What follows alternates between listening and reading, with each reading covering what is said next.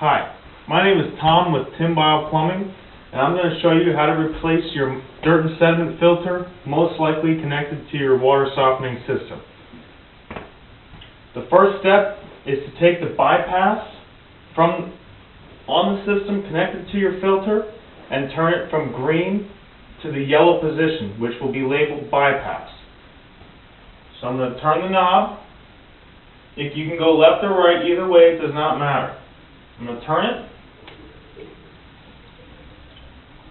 until the yellow is showing. If that's tough for you to do, your filter wrench that should be provided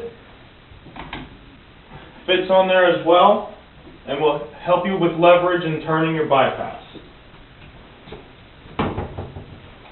Now the system is bypassed, the water will be flowing around the filter and not through it.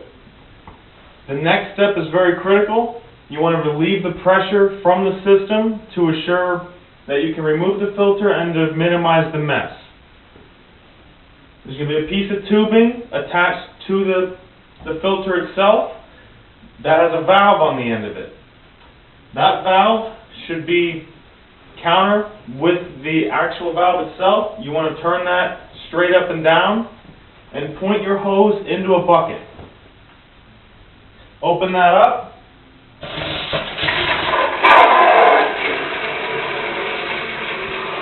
You want to wait until all the water has stopped coming out.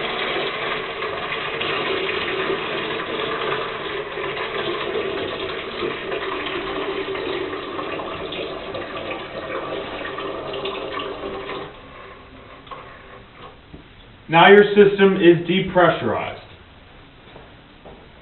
You want to take your filter wrench, attach it to what we call the housing, which is the bottom of the filter, and you want to turn it to the left. Again, make sure the bucket is underneath.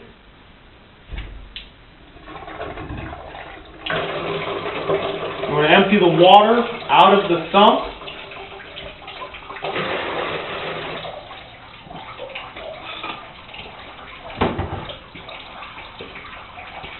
You want to take a rag and you want to wipe the inside of the housing, the sump, and get it clean. You can rinse it out with water, however you'd like to do it. Once that is complete, you want to take your new filter, which will be in a bag, also with a packet of silicone grease. To remove the old filter, turn it to the left, and it'll drop down.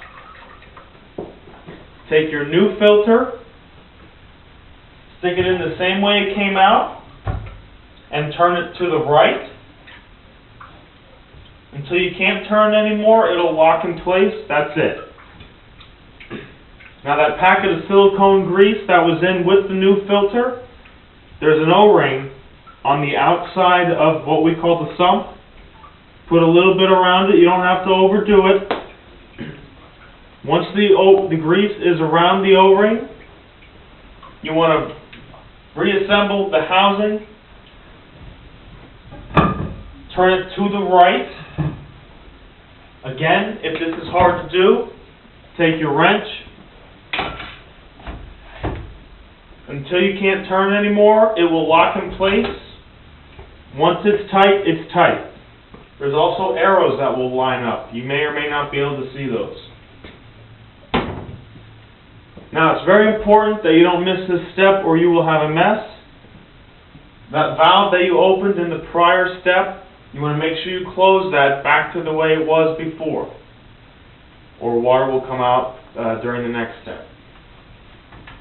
Once that valve is closed, you want to take your bypass and put it back to the green or service position. And I'll use the filter wrench for this. The noise you hear is normal.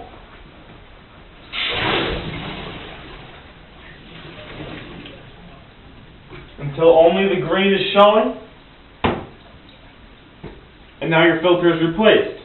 You want to take your rag and you want to wipe down the outside of this till it's dry. Let it sit for about 5 or 10 minutes to make sure there's no leaks. If there are leaks, you want to take it back apart and repeat the steps, put some more grease around it, If you're still having issues, feel free to give us a call at 610-261-2074. Thank you.